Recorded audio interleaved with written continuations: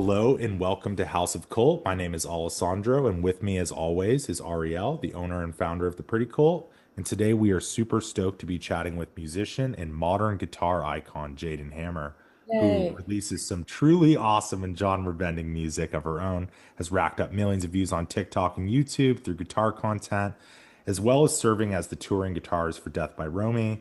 Now Jayden is releasing her dancey and riff-laden new single, Searching for a Feeling, which was entirely self produced by herself, and is also set to make her live debut as a solo artist at the Dome in London this year.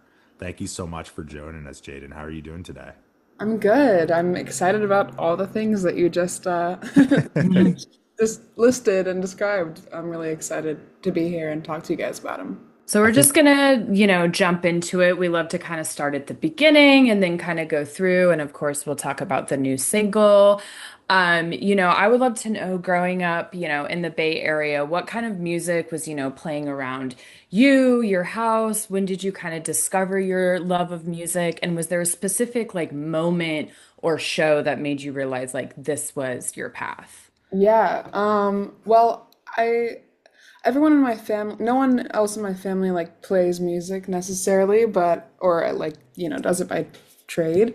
But everyone loves music. My parents put me they got me really into like house music and also like 90s grunge because that was like their era. My mom got me into No Doubt. And my grandma also.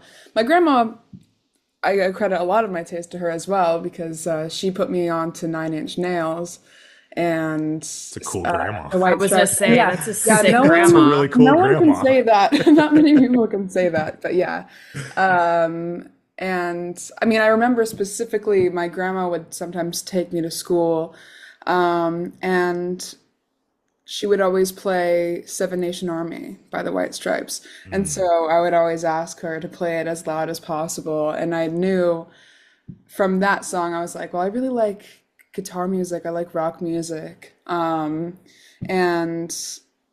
also through other like ways of discovery, like I found the website Pandora when I was like 8. And so I got into other artists like Muse, who was the first band I ever saw live when I was like 11, and other like electronic or rock fusion kind of artists like The Prodigy, Pendulum. So yeah, like a lot of 90s influence, a lot of early 2000s influence. Um, but yeah. That's so cool. I love that you brought up the Prodigy too, because like listening to like songs like I think it's Obedience or and then Totally. Searching for a Feeling like have those Prodigy elements in there. Totally. Like and it's so Yeah. cool. Kind of jumping off, you mentioned like guitar music, and I'm really curious, what were some of like the guitar gods for you that sort of inspire your playing and still influence you today? Yeah, I mean, honestly, it I couldn't even tell you like the reason why I picked up a guitar. Like I think just for my time. Well, I always wanted to play music, I think, but um, I wanted drums for my 8th birthday and all this, and surprisingly, which was the first instrument that I ever tried to play, but guitar is what really stuck initially. I just asked for a guitar for my 10th birthday. And yeah, it wasn't like, oh, I saw this artist do this, or I just knew I needed immediate and wanted a way to make music. And guitar gods, I mean, I think Matt Bellamy from Muse probably Hmm. is one of my bigger influences. I love Jack White. Um, you know, I mean, Matt Bellamy is an excellent like lead and rhythm player. I love really good rhythm guitar though. I love like a really good, heavy riff, a catchy riff, more than I care for playing like a complex solo. Um, so yeah, I mean those two. I'm also when I was younger, I was into like Dance Gavin Dance, that those guitar, Hmm. those guitar parts, barring the controversies. Yeah. The actual guitar player is really Sure. incredible. Um, yeah, so Will Swan from Dance Gavin Dance, I really enjoy. That's like been more it's kind of more interesting guitar playing in a way, more out of the box, like jazzy fusion kind of. But yeah, I mean, those three I think are the big ones. That's Definitely really cool. Muse, definitely Jack White. Were you a Fall of Troy fan at all by any chance? I'm familiar with a couple Okay. songs, but not, I didn't get into them as much as I got into like, I Okay. mean, I had a huge Dance Gavin Dance phase in high school. But Okay. yeah, it was pretty much only them Okay. of all that like style. But I Yeah. like Fall of Troy. What I've heard, I've liked. That's really cool. Yeah, I was just curious because they sort of set the stage, I feel like, for Yeah, Dance Gavin them Dance. and the Mars Volta. Mm-hmm. Yeah, Mm-hmm. Hmm. Absolutely. That's super cool. Yeah, yeah, solid it's super cool. choices. You've been uploading guitar playthroughs to YouTube since 2014. You were an early adapter to TikTok in 2019, long before I feel like guitar content was really big on those Before it was platforms. cool. And it was Yeah. embarrassing to have TikTok. Yeah. What is it like, trying to keep up with like the algorithm and content demands like back then?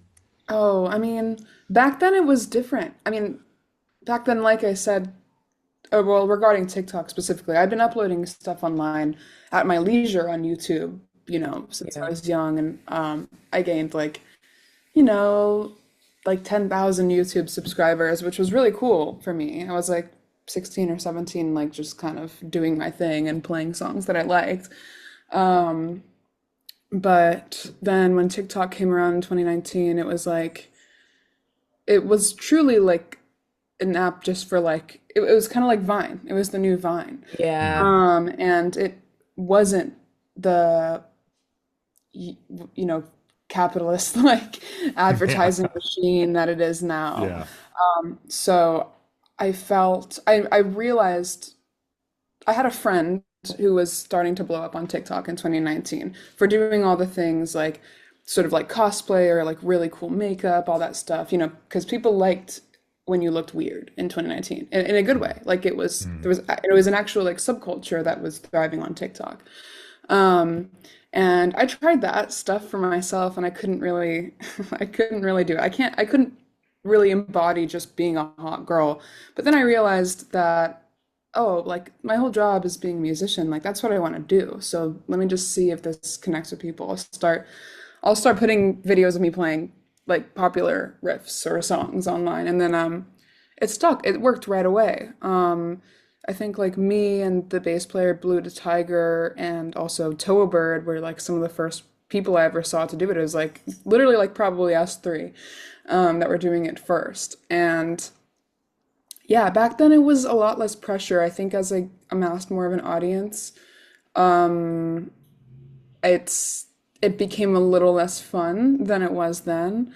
Um, but yeah, it just it's gotten tougher. It's definitely gotten tougher because it's become such a saturated um thing to do. It's become I mean, people now make jokes about like how it looks when you're a musician, like promoting your music online. Yeah. Yeah. They make parodies of that, and it's like, well, we're all trying our best here. Yeah. Um, and it wasn't always like that, but of course, like now, and when it comes to the music industry in general, like a lot of labels are looking for virality as opposed to, Hmm. the ability to have actual artist development from the ground up. So, it's changed the game in that way.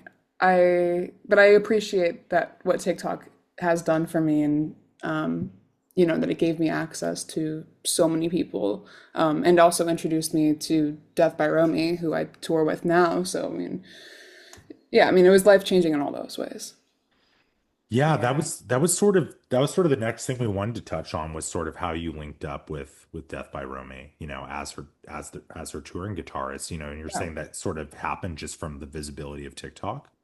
Yeah, I mean, well, we became mutuals on TikTok, and she had a song going viral in 2020, but we never like interacted. And I didn't live in LA. I still lived in the Bay, but I had a friend who was having her birthday party in LA, and I was like, really didn't want to go, really didn't want to like make the trip. And then I was like, all right, well, it's my friend's 21st birthday. I'm gonna go. And so I dragged my feet and I went. And yeah, I mean, Romy will tell the story better whenever she speaks about it. But basically, she saw me on TikTok, and then a week later, I was at this party in LA, and I didn't live in LA, so it's kind of serendipitous that we both happened to be in the same place. And she asked me right then and there, like, "Do you wanna, do you wanna come to the studio? Do you wanna try and write some stuff next week?" And I was like, "Okay." Um, and yeah, so like the rest is kind of history. I ended up moving to LA like 5 months later. So yeah, I mean, and she was having her first show like that same month that I was moving to LA, her LA show, not her first show. But yeah, she just asked if I'd do these couple shows with her, and then we just really got along, and it kind of became a necessity, I think, for the live show to have us together. And then now we've got three girls in the band, so it's been incredible to do that. That's awesome. Yeah. Yeah. Oh, sorry. No, say I was at the LA show, and that was the first time I think I've seen y'all live. I think I caught you from afar at Louder Than Life. I had Oh, a hell booth. yeah. That So was I so was I know. I was so your guys' stage was in front of my booth, but I was in the yeah, midst of trying to listen and work. awesome. But I was at the Moroccan show, and yeah, the three of So you awesome. guys, just like your energy together is just so like you can't not look away, you know? So Yeah. it's Mhm. so Thank you so much. yeah, you guys just Yeah, have like such a cohesive energy, and I love how you all are very different in your own ways too, totally. you I know? mean, yeah, we all individually have our own projects. Yeah. Of course, Romy, and then Cheska, our bass player, she's got her own project, and then I my own. And it's just very symbiotic. I mean, there's a lot of tropes that people say about women in the industry sort of being pit against each other, and like we don't suffer from that at all. We genuinely love each other. We genuinely have such a an amazing chemistry live and not live, and just as friends, as people. And so I think that just really shows. And we've all been embarking on this journey together. Like my first tour ever was also Romy's first tour ever. So it was like getting to experience that with someone for the first time, I think just really solidified our bond, and just our journey of growth. Yeah, and I love that you touched on that because that was something I was talking about your music to some of the girls that work here, saying, "Oh, she's coming on the podcast. We have a shoot later, all that kind of stuff." And I do think it's really cool how you all are your own.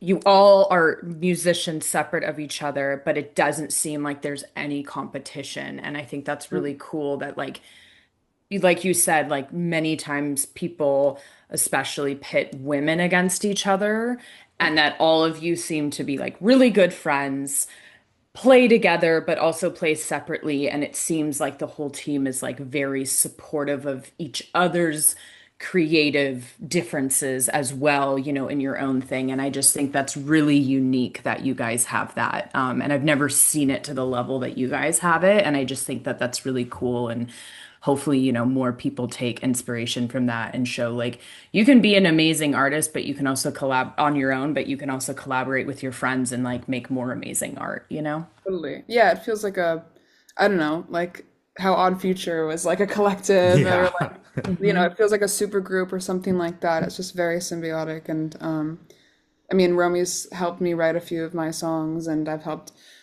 write a few of her songs. And yeah, it's awesome. I mean, it's also just a source of constant inspiration, because sometimes Romy will write a song or Cheska will write a song, and I'll be like, "Fuck, I wish I wrote that." And but it's cool because I'm like, this is like my best friend. These are my best friends. And so getting to work closely with people that inspire me so much, that I'm constantly learning from, and we're learning from each other, it just, yeah, it's irreplaceable. And I'm really grateful for that.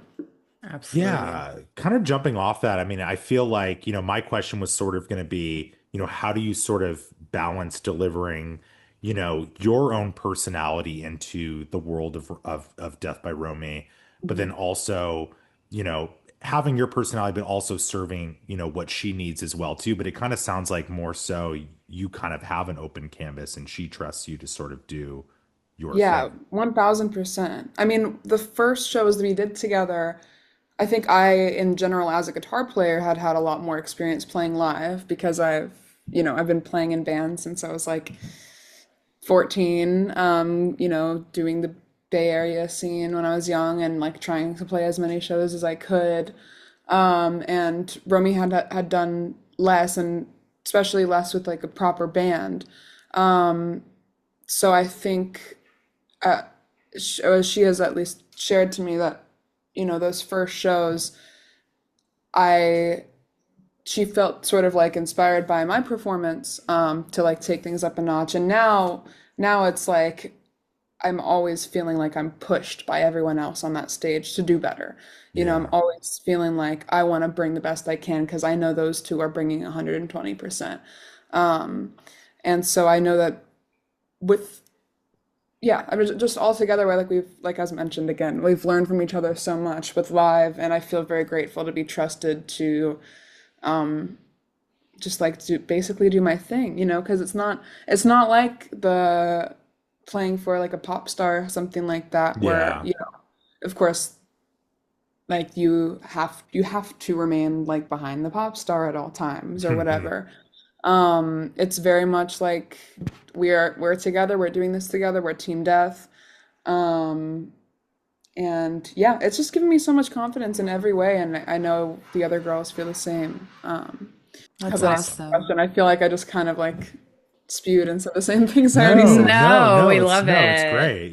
We Yeah. love it. It's just so refreshing, honestly, to Yeah. see again, because I feel like that's not the case with so many artists. And it is very Yeah, evident even from your live show as just as a fan watching that you guys, everyone is together in their own, like Alessandra said, their own open canvas way, and your team death, like you put it perfectly, which is yeah. really, really unique to I mean, the see. fact that we have a song together on her recent album, I think, like says a lot. That Yeah, doesn't really Yeah. happen.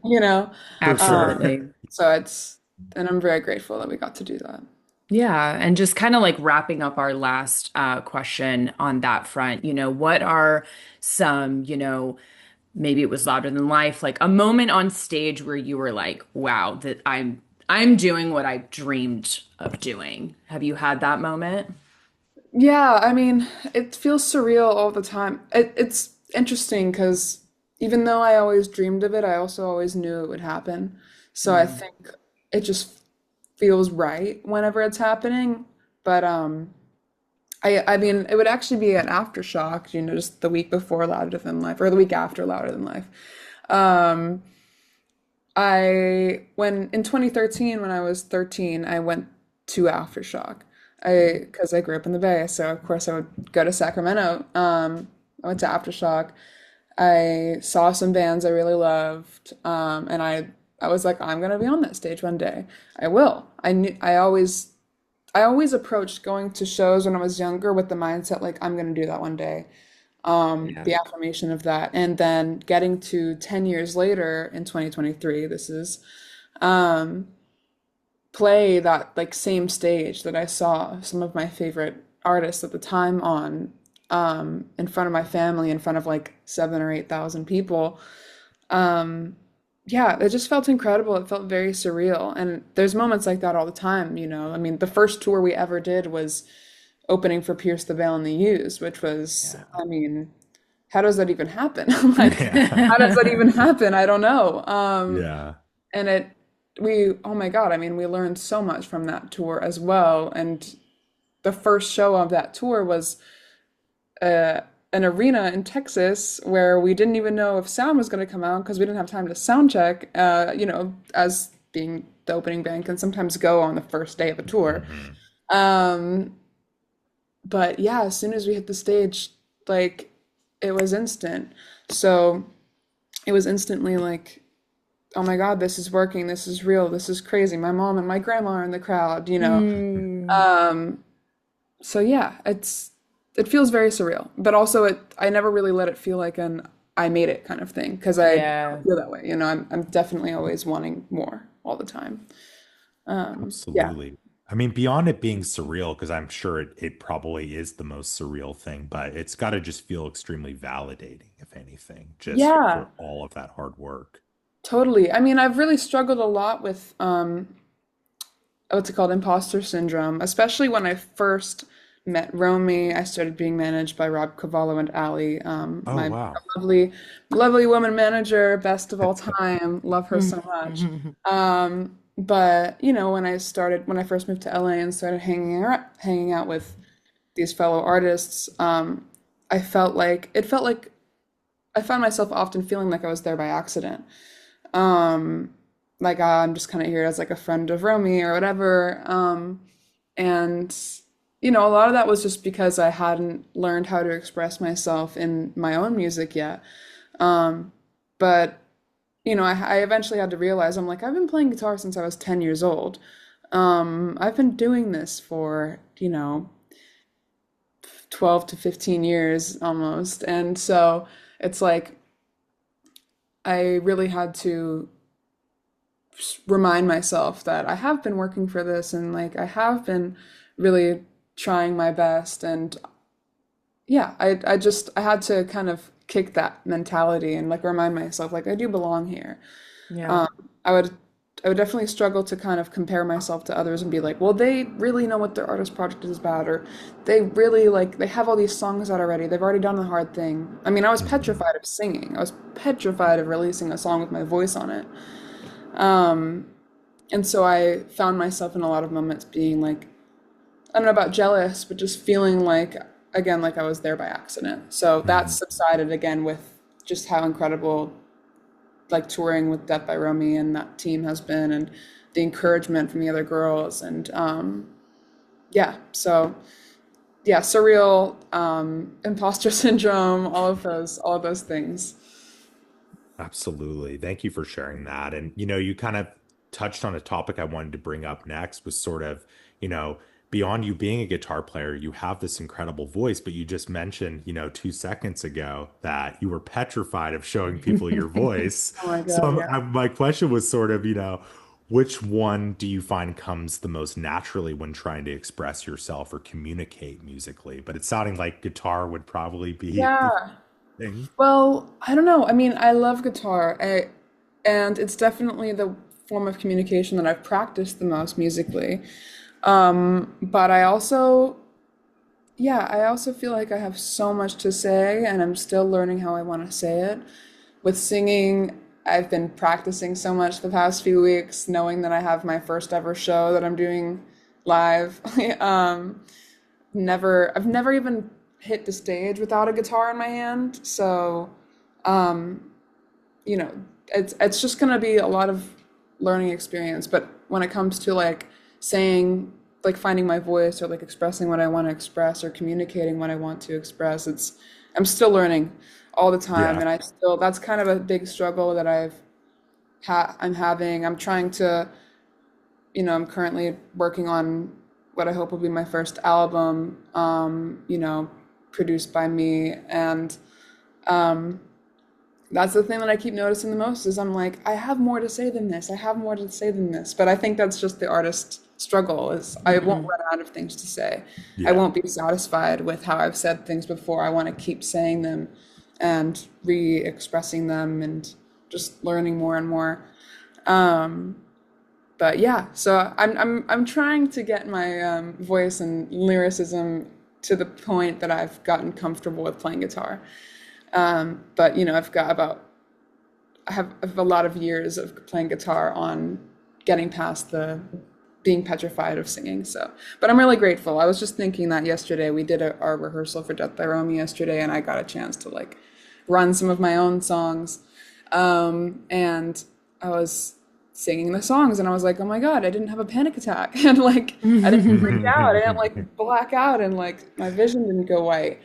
Um, it felt fine, and yeah, I'm grateful to have gotten past that barrier. But yeah, Absolutely. so I'm hoping I'll become more confident over time. I know I will. It's just gonna take some practice. Yeah. It sounds awesome, which I know Ariel is going to touch on next with Searching for a Feeling, you know? Like the your voice sounds Yeah. so strong Oh, on thank this I you. love song. this So song. I high key You love okay? this song. Yay! Thank you. Me Yeah. too. We were able to listen to it prior to, while prepping for this interview, and I played it here in our office yesterday. And some of the girls that work for me were here, and we were all like, "This is fucking sick." Yay! Awesome. Thank you. So yes, new single, Searching for a Feeling, drops July 4th. You know, what are you aiming to express lyrically, as we've been discussing, with Yeah. this track? Yeah. Well, this song is kind of it's sort of a response to the culture that we have all found ourselves in as of recent, like the rise of apathy. Um, you know, I think we've, as people and as like a community and just living on Earth together, we've become very disconnected from our fellow person, and we've become disconnected from being willing to face our own feelings and exist in our own feelings. You know, I mean, there's like in like young people's culture that we're all like championing like being nonchalant and all this stuff, when I think I've always been someone that feels things so strongly. I can never hide how I'm feeling. You can see it on my face. It's kind of annoying, but but also like I I've never not been that person that feels something, you know, that feels Yeah. everything. So that's kind of what the song is about. I mean, it's I'm just trying to I'm just trying to feel something. I'm trying to connect. I'm trying to like feel love. I'm trying to feel love to the point it destroys me. I'm trying to feel, you know, one of the lyrics is I want my bones to hit concrete. I just want like I just want to feel something. Mhm. Yeah, so I mean, the name of the song really says it all. But truly, I'm just like that's kind of what it's about. I don't want to feel nothing. I don't want to be sold this idea that we should not care about one another. Which, yeah, it's very popular, that idea that we shouldn't care about one another, as we see in the news every fucking day. But yeah, I just want to like inspire people to care. Yeah, For Yeah. sure. absolutely. I also really want to touch on the fact that this is a self-produced song, and you mentioned that that's sort of where things are heading in terms of, Yeah. the upcoming album. Hope The so. production really did blow me away in so many ways, because Hmm. obviously it is this dancier track, and Yeah. there are these so many different elements. And sometimes when coming from a production world, like when you put certain types of guitars, they can be really jarring over like a Yeah. dance beat like that. But Absolutely. you were able to do it in such a unique way where it felt so complimentary, which is like so tough to do. So I'm really curious about your production process because it Yeah. is so strong. This is like the first self-produced song you've released out of the gate. And, Yeah. it sounds like this is really opening up that door for you. Yeah. Thank you so much. Of course. Yeah, I mean, I just started learning how to produce like a year ago, properly. And well, the reason I started learning how to produce is just because I can be kind of a control freak, and also because I I can't always afford to pay a producer. I can't always afford to you know, I can't always afford to wait a week or two between sessions to write a song. I want to be able to get things out now as I'm feeling. Yeah. I want to learn. I want to fail. You know, I want to write a shitty song. I want to do all those things and not feel like, oh, I gotta wait until next month for my next session, because Yeah. as a developing artist, sometimes you're begging people to like work with you. And Hmm. but yeah, I mean, it's been a learning experience. I mean, this song was the first I've produced and successfully like completed a few songs. But this one was the first that I was like, oh, this feels really good. I feel so confident in this production. I feel so confident in this as a song. But yeah, I mean, I I just feel really grateful that I like have been able to learn so much so quickly, and also I've worked with such incredible producers in the past, like Dave Burris, who produced Obedience and Hate Yourself. Hmm. Incredible producer and like, got me to that sonic world that I wanted to be in right away. And so just, yeah, I guess just like having been in the presence of really incredible producers before, continuing to be in the presence of incredible producers, just like if I'm working with Romy or something like that. I love that I can keep learning. Um, but yeah, I mean, it's a learning experience. It definitely has taken some time, but also again, like as mentioned, my influences from before, a lot of fusion, a lot of fusing, a lot of styles together, like Muse and The Prodigy and Pendulum, and like I come from a world of really wanting to fuse things together and loving Yeah. everything. So this song just ended up being like such a perfect combination of that. I love Britney Spears. I can't believe I didn't mention Britney Spears.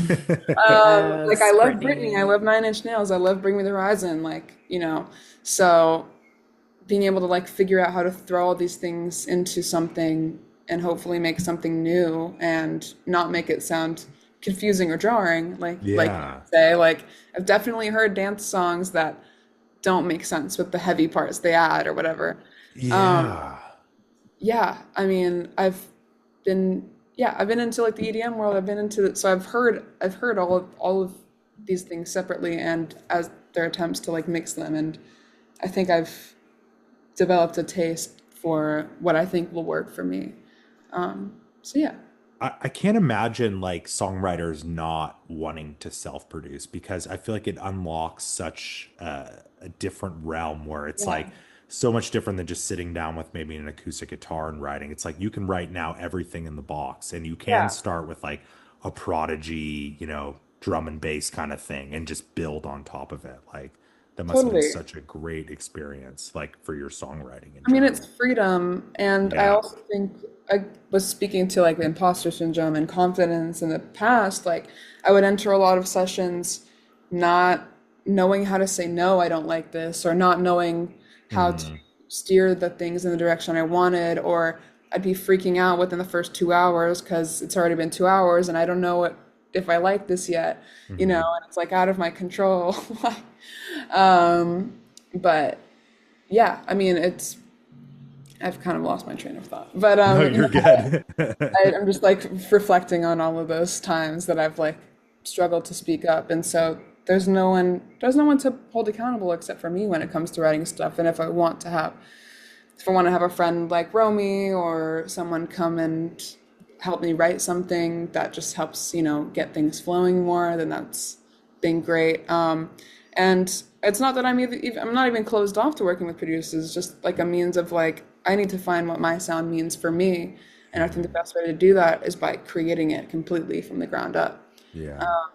And so, yeah, it's been a pleasure doing that. And I think again, I'm really grateful I learned really fast because one thing that held me back from starting in the past was wishing that I had started sooner, ironically. But I was like, I felt like, oh, it's too big of a learning curve. Hmm. But it wasn't. I mean, yeah, I just thought I didn't have like the producer brain or whatever. And I think in a lot of ways I don't always, but I've learned a lot. For sure. Yeah. Absolutely. I'm like, well, I think you're a great producer because this track Yeah. is so good. Like, I'm like, I can't wait for everyone to hear it because just thinking that you've in the past year kind of just really started learning is like crazy. Because I think there's people who've been doing it longer and just listening to this track, it's so flawless. So you did an amazing job and no imposter syndrome. You are amazing. You are Yeah, literally no. talented. The I will be your imposter hype syndrome thing, woman. the imposter syndrome thing is so wild to me. Like, I've interviewed so many artists in my life, some of my favorite artists in the world. And it's like, I don't know if you know, like Anthony Green, he was in like Yeah. Circus Survive and all those different Yeah. bands, Seosin. And I remember talking to him one time. I've interviewed him like 4 times, and he's like, "Yeah, so I suffer from imposter syndrome." And I'm like, "What? Like, what are you talking about? Like, you're Right. incredible." And it's like you talk to so many different artists, and there's always that imposter syndrome that I feel like maybe is kind of always there, for a lot Yeah. of people, but I, there's just no reason to feel it. I feel Yeah. I mean, I like. think maybe part of it is, I mean, I think part of it is probably due to things like social media Sure. Yeah. Yeah. among other people, the amount of like comparison that goes on. Of But I also course. think part of it, maybe that's part of like what gives us an edge in a way, is like Hmm. always feeling like we can do better, always feeling like we still have something to earn and still have to like cut our teeth in a way, no matter how long we've been doing it. That's true. Yeah. And I mean, I try to think when it comes to like anxiety and stuff like that that I've struggled with, I try to think of that as more of like a superpower or an edge, Mm. which it doesn't always feel that way, but I try to reframe it that way because that's kind of the only way that you can get past it or not feel defeated. Absolutely. But I know a lot of artists struggle with it for sure. Yeah. Yeah, absolutely. Kind of switching gears a little bit here. And we love to ask some kind of different random questions to our guests. Kind of wondering, what a guitar practice regimen looks like for you, or just a typical day in the life of Jayden Hammer. Oh man. Yeah. Oh, guitar practice regimen. I mean, I could my guitar practice regimen is usually writing something. I'm not great about that. I mean, I do teach guitar lessons, and that honestly is like that's been teaching me a lot more because I'm always trying to push to make sure I know enough to teach my students. I don't have like formal music theory training or anything like that, so I'm like I want to keep learning more so that way Hmm. I keep having ammunition to teach.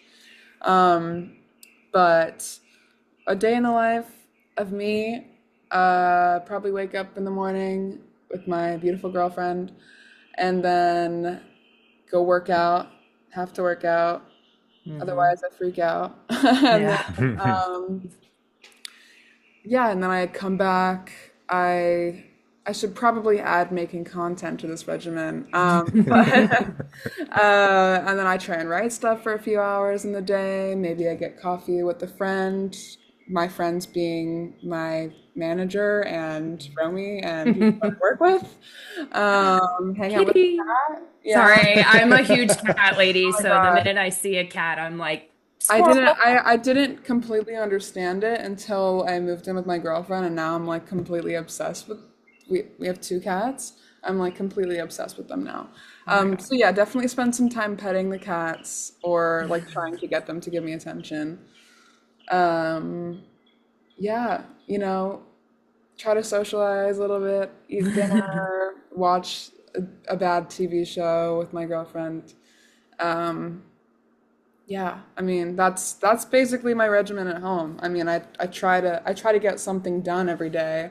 Yeah, I mean, sometimes I'll be driving for DoorDash, but otherwise, yeah. And then on tour is a different story. But oh, for sure. this is my Yeah. home. This is my when I get to be in a routine regimen. Yeah. Yeah. Your That's chill, awesome. safe space. Yeah, yeah, I believe in the value of both order and chaos. Like I need to have, 8 hours of sleep and then like do all the same things every day. But then on tour, I love having the chaos of whatever the hell happens on tour. So it's nice to have both, or live a life that like allows me to have both. For Absolutely. sure. It's kind of a fun one. You're obviously endorsed by PRS Guitars, Yeah. I believe. Yep. If you could design your dream signature guitar, what would it look like and what would the specs be? Oh wow, that's a great question. I don't know. I've got like four of them next to me. And I love them so much. Like I've thought about this before and I'm like, I don't even know like what they have already is so awesome. I don't know how I could like make it better. I mean, I always wanted they have a finish that's like platinum, it's silver. I actually played a Mm, silver one at Louder Than Life, but Hmm. yeah, I mean I love how their silver looks. I don't know. Um Yeah. Oh man. I mean, I couldn't even ask for more based on like the guitars that I do have. But I always think of visually what I want next in the yeah. guitar. So yeah, I literally would have silver guitar. I mean, the one I just recently got, I wish I could show you guys. They're all like strewn around because we're about to leave for tour on Friday. But yeah, I mean, silver, I love black and red.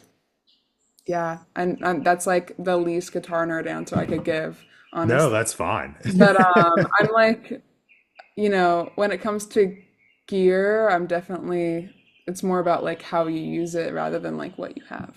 Of course. And Fair. also, I like when it looks good.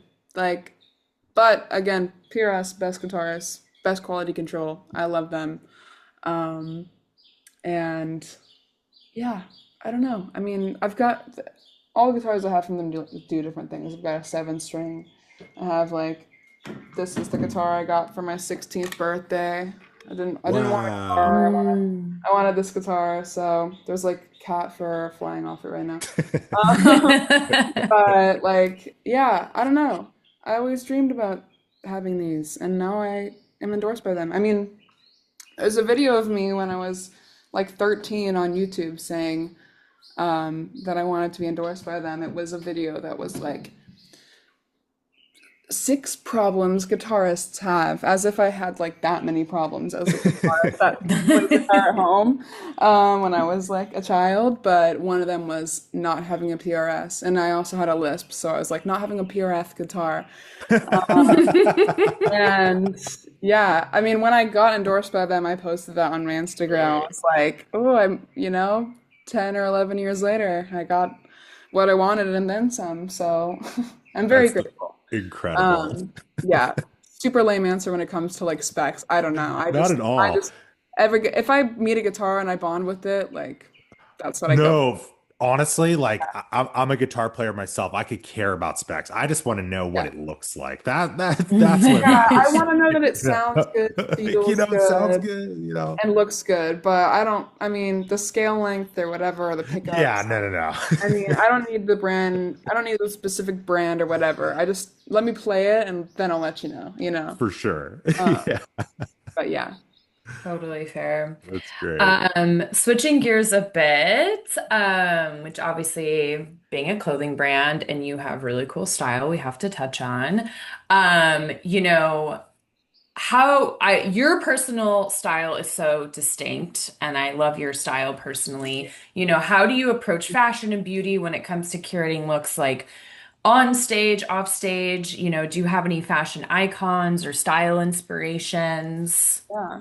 Yeah, I mean, it's funny. This is another thing I've always struggled with. I was just telling this to my friend yesterday. When I was little, I remember my mom would always say, is this cute? Is this dress cute or whatever? And I didn't know how to answer because I'm like, I don't know what that means. How does every girl on earth know what's a cute dress and what's not a cute dress? Like I like didn't get a handbook. Um, but I knew that I liked how like Gwen Stefani looked and dressed. I knew that I liked Hmm. Avril Lavigne, I liked Britney, I liked all that stuff. So I think while the confidence took some time to develop, it's definitely translated now. And I definitely accredit Romy to helping like me explore that as well, because she's also very like she's always been very distinct in how she dresses. So of course, being part of the band together, um, she's like spearheaded a lot of how like we dress specifically on stage. And that's just given me so much confidence to like play more with my clothes and play around with like how I look, especially when it comes to identifying me and my project, which ultimately like leans into a lot of like 90s, 2000s super low rise, tiny skirt, tiny top, I love that stuff. But yeah, I mean, man, my style icons have always just been my friends. Like my best friend in high school would wear like fucking pleasers to school and like which is insane. Like don't Wow, do that, queen. guys. But wore pleasers and like a mini tiny shorts and like I thought she was so cool. Um but I was also like, I'm just gonna wear my leather jacket and like everything else scares me. Um, so yeah, I mean, I've just been inspired most by the people close to me, and now if I say style icons, definitely like 90s Gwen Stefani with like the sort of like um, punk but very 2000s, like low rise, tiny shirt again. Um, yeah. Yeah, it's kind of a roundabout way of saying like there's no one person. It's just been like the people close to me that like are like, I think this would look really good on you, and then realizing how great that makes me feel Hmm. um has inspired me a lot. And just yeah, learning how to dress for my body was like crazy thing. I was like, whoa, Yeah, like that's a fair thing. yeah. Like even I, as a clothing brand owner, like have to figure that out for myself sometimes, Yeah. like I'm like, Yeah, I mean it's constantly changing it too. is. I'm like, Like some days we might not want to wear something that made us feel amazing last week, you know? so true. Yeah, So yeah. true. Without realizing that like some things are flattering on my body and some things are not, like that was mind blowing. I was like, what do you mean that I can't just wear those cool pattern pants? Like you can wear whatever you want, but Yes. um yeah, just it's been a lot of discovery again over the past few years with playing in a band with girls. I mean, um yeah, we definitely share a lot of clothes. So, and Fun. we get ready before every show together, so it's a lot of like, I don't know if I feel good about this, like, and oh no, you look great, and just cheering each other on, pushing each other. Yeah. I love it. I love it. Kind of one of my last questions for you, and it's circling back to kind of what we were chatting about earlier with everyone in the band. What are your thoughts? I like to ask some of the women that come on this podcast, about the current state of like women in heavy rock. It has evolved in a positive way in the handful of years, but I think we can all agree some things still need to change. Yeah. How do you kind of hope to use your platform, for the next generation of like female guitarists, vocalists, producers? Like, Huh. how does that, resonate for you? Yeah, I mean, well, only 6% of producers are women, Hmm. which is Mm. like none. Um, I mean, I love the more recent acts that have come up. I mean, I say recent, but they've all been at it for like 10 years plus. Like Spirit Box, Courtney LaPlante, Amyl and the Sniffers, um, Amy Taylor, I think is her name. It's been Hmm. really cool to see those artists sort of rise up, and that's kind of inspired me as far as like what I see for myself as a female artist. Um, I just want to show girls that they can do anything, and I want women to center themselves. I want women to center themselves over pleasing anybody else. I mean, that's very much a constant like societal pressure is women have to appease others, and I Hmm. think now more than ever and continuing on, we need to just not be willing to take shit. We cannot back down because backing down has not done any of us good. Right. Um, but yeah, I don't know. I mean, I do know. I want women to feel strong. I want women to feel like they can do anything. I don't want women to feel like they should be subservient to someone else or feel like they need someone else to protect them or um yeah, I just want women to feel awesome. I love being surrounded by women in my life. I love that I have a woman manager. I love that I have, women best friends. I love and they're all such strong and strong-minded people. And yeah, I want that for everybody. I want what I have in my life right now that makes me feel so just like grateful and rich as a person in life. I want that for the whole world. I want that for every woman. I want every Yeah. woman to see other women as, as incredible as they are. I don't want us to feel competitive against each other. Um, yeah. Yeah, I Yeah. just I just want women to lift each other up and I feel agree. strong and like fucking be willing to learn how to fight, like become deadly. Like, Yes, become know, deadly. like that's how I feel. I want women to. I mean, one of my favorite movies growing up that my grandma showed me also was Kill Bill. That's a Your deadly grandma's, we got to I get your know. grandma on the Can podcast. literally. she's the one you want to talk to. Um, yeah, but like that has always inspired me. That strong woman, revenge, And I think if there's anything that women should be, motivated by, aside from wanting to feel empowered, it's probably revenge at this point. Yeah.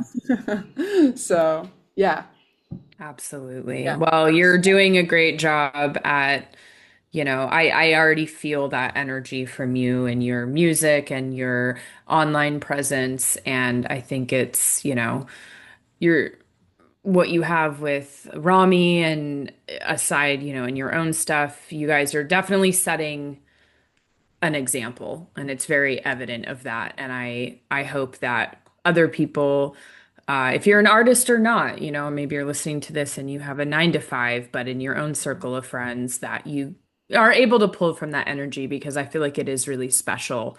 And for so long, men and society have pitted women against each other. And even in the music industry, this is something I was talking to a couple friends that I have that are in bands like Cat of Holy Wars, Lexi Lane, and like, you know, just this like adage that the music industry has where it's like, oh, as they both have had these instances where they'll reach out for something or whatever, and it's like, oh, we already have a female artist that's similar to Hmm. you, but thanks so Yeah. much. And I'm like, Yeah. what the fuck? You would never say that to a guy. Oh, we already have enough dude hardcore There bands. are 1 million dude hardcore bands. There are 1 million, like, Yeah. yeah, yeah. I So mean, It's it's crazy. yeah. yeah, I'm really excited to see what you do next, and I'm really excited for just everyone to hear this freaking song. Thanks. Me Yeah. too. Yeah, Yeah. I don't know. I'm feeling more confident about this coming out than anything prior because it feels more me than ever. Oh yeah. So I'm really excited and I'm glad you guys like it. So thank you very much for that Absolutely. affirmation. Of course. Yeah, obviously the song drops on July 4th. Mhm. Other than that, you're playing your first show in London. What else do you want to shout out? What else is coming up next for the rest of the year and into Oh my next? God. I mean, hopefully I get an album done and out as soon as I possibly can. I don't want to wait anymore on releasing music. I just want to have as much out as I can. But yeah, I mean, aside from my own show, I'm going on tour with Romy and opening for Enter Shikari in the fall. So if anyone in Europe wants to see that. Very cool. Um, but yeah, I mean, right now, stream my song, do that on July 4th instead of anything else. Um, Yeah, Absolutely. absolutely. and uh, yeah, that's pretty much it. Those are the things. Those are the things that I'm, Amazing. most excited for right now. I'm just this week. I hope will like set the stage for what the rest of the year looks like. Absolutely. Awesome. Well, thank you so much for jumping on with us, Jaden. This has been awesome getting to Thank chat you with you guys. and It's just been really congrats on great. everything. Thank you. Absolutely. Well, we will Awesome. let you get back to your day, and yeah, we'll let Allie know when this is all running and everything. Oh, And yeah, just thank you so much awesome. again. Thank And you I guys so much. will see you later in person for our shoot. I'll see That's you right. on the 4th.